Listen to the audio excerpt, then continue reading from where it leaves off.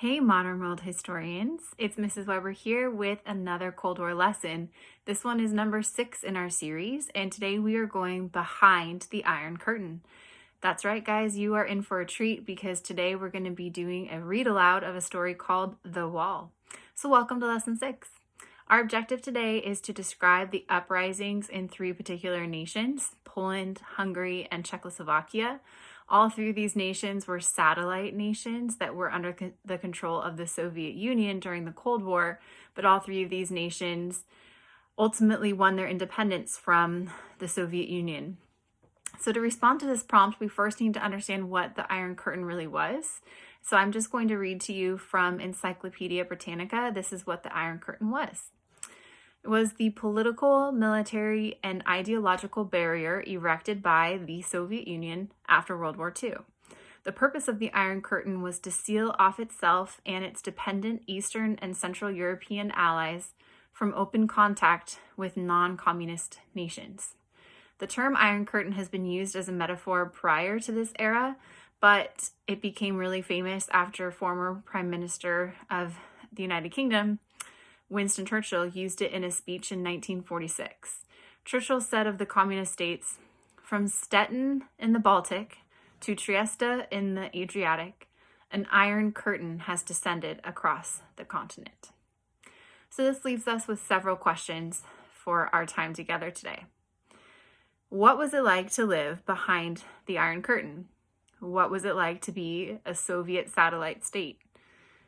Why did so many citizens in Poland, Hungary, and Czechoslovakia want to revolt and want to break away from the Soviet control? And then how did their protests and their revolts take place? How did these countries actually emerge from behind the Iron Curtain? I could tell you the answers to these questions, or I could show you. So today I want to share a story from someone who experienced the Iron Curtain firsthand. And what better way than with a picture book? It might have been a while since you last sat crisscross applesauce. So I don't know the last time you had story time. But then again, this isn't really a children's story. So how about you grab a comfy seat, whether it's crisscross or otherwise, and we'll begin. This is The Wall by Peter Sis. You can see the Iron Curtain highlighted in red. Growing up behind the Iron Curtain.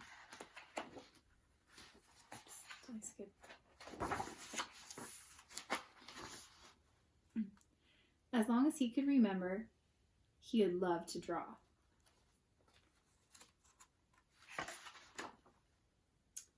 "1948. The Soviets take control of Czechoslovakia and close the borders. The People's Militia enforces the new order. At first he drew shapes. Then he drew people. Communist symbols and monuments appear everywhere. The Czech government takes its orders from Moscow. The display of red flags on state holidays, compulsory. People who don't comply are punished." After drawing whatever he wanted to at home, he drew what he was told to at school. The communists take control of the schools. Joining the young pioneers, the communist youth movement, compulsory. Collecting scrap metal, compulsory. 1st of May parade celebrating the workers of the world, compulsory. Russian language classes, compulsory. Political indoctrination, compulsory. The practice of religion, discouraged. Public displays of loyalty, compulsory. Children are encouraged to report on their families and fellow students. Parents learn to keep their opinions to themselves. Citizens participate in Spartakind, a mass gymnastics exercise glorifying individual subordination to socialist ideals, compulsory. He drew tanks. He drew wars. Hungary, 1956. A popular uprising is crushed by the Soviet Union. Germany, 1961. The Berlin Wall is erected by the Soviets to keep East Berliners from defecting to the West. It cuts the city in half. The Iron Curtain separating East and West is strengthened, and the Cold War escalates. June 26, 1963. President John F. Kennedy visits the Berlin Wall and declares, Ich bin ein Berliner. I'm a Berliner. October 1962. Soviet missiles in Cuba are aimed at the United States. Nuclear war is narrowly averted. November 22, 1963. President Kennedy is assassinated in Dallas, Texas. The United States and communists fight in Vietnam. Nuclear war is a constant threat. He didn't question what he was being told. Then he found there were things he wasn't being told. Czechoslovak students help farmers fight a potato beetle infestation. The beetles are blamed on the United States. Students harvest hops used for brewing beer. The Great Socialistic October Revolution is celebrated annually on November 7th by a nighttime march. Russian films glorifying Soviet ideals are shown regularly to schoolchildren. Compulsory. Secret police are watching everyone. Telephones are bugged. Display of Western flags prohibited. Only the official art, socialist realism, is permitted. Certain books and films are banned. Art and culture are censored. Western radio is banned and jammed. Letters are opened and censored. Informers are rewarded for snooping. There are shortages of almost everything. People stand in long lines.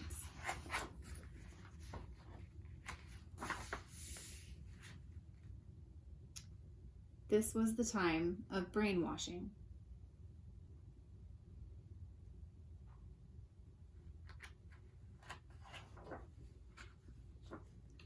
And these pages are actual excerpts from the author's journal as he was growing up. There are also pictures that he drew as a child as the border on both pages.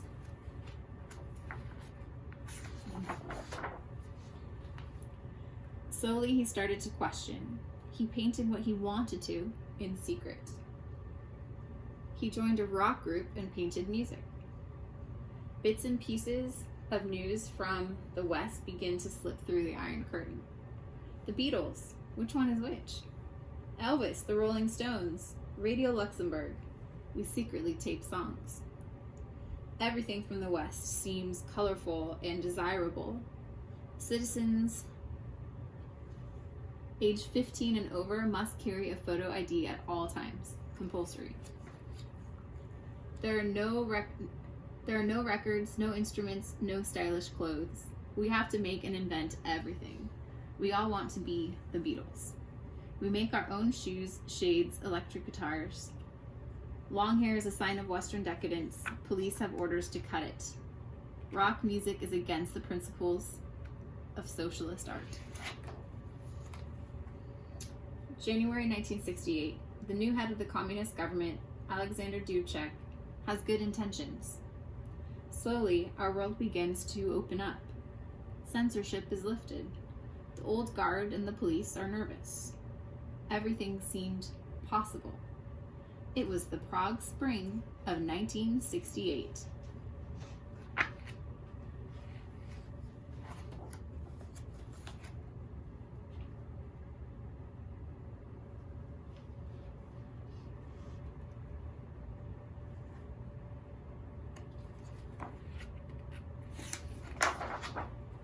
And again, these are more excerpts from the author's journal and some more samples of his art as the border.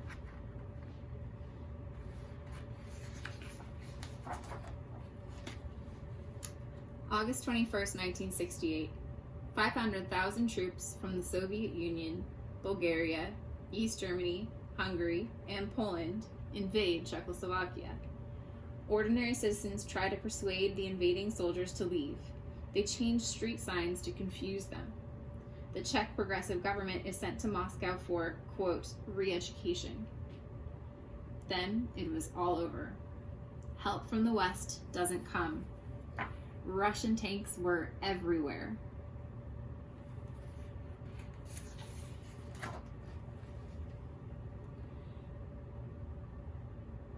But out of the dark came a glimmer of hope. 10 months after the Soviet invasion, the Beach Boys are invited to Czechoslovakia to give rock concerts. Rock music fans will be together under one roof.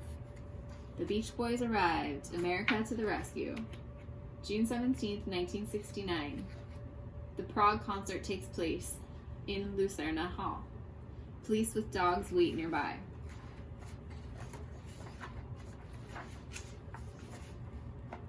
He was painting dreams and then nightmares.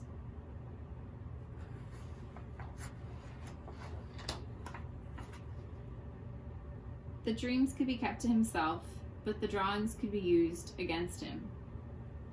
Anyone considered a threat to the new order is interrogated.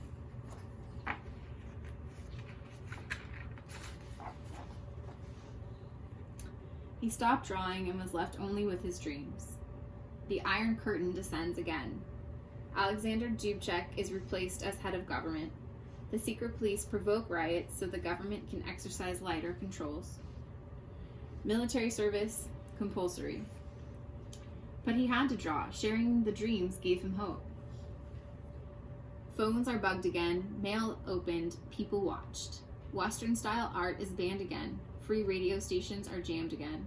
Banned books are secretly translated, copied, and circulated as samizdat. Discotheques are a new source of information about popular culture.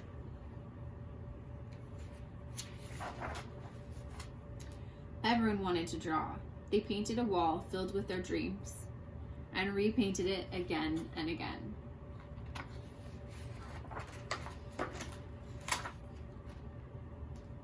Again, some excerpts from the author. Things got worse and worse. Very few dare to stand up and criticize the government. Everyone has to prove loyalty to the Soviet system. Artists are brought to the National Theater under false pretenses. People are followed, monitored, harassed, imprisoned, deported, and tortured. He dreamed of being free, wild dreams.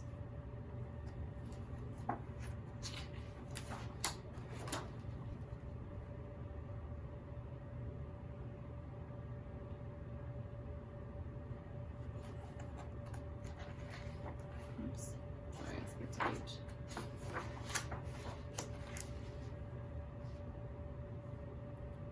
Below the Iron Curtain are words like injustice, suspicion, envy, corruption, terror, stupidity, lies. And then in front of the Iron Curtain, freedom, integrity, liberty, morality, honor, trust, knowledge, love.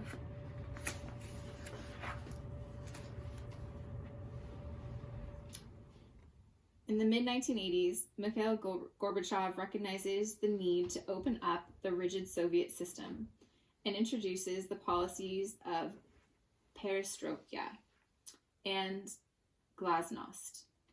Both of these have to do with opening up. Another word you might know from this section is détente. These ideas spread throughout Eastern Europe and lead to the fall of the wall in Berlin and the collapse of the communist system. One country after another becomes free. Poland in 1989, Czechoslovakia, also 1989, Hungary, 1989 to 1990, East Germany, 89 to 90, Romania, 89 to 90, Bulgaria, 89 to 90. East and West Germany reunite in 1990, and the Soviet Union breaks up, 1991. The Cold War is over. Sometimes dreams come true. On November 9th, 1989, the wall fell. There's an afterword here that tells a little bit more about the author, but the final page says, as long as he can remember, he will continue to draw. And here's a more recent picture of the author. The end.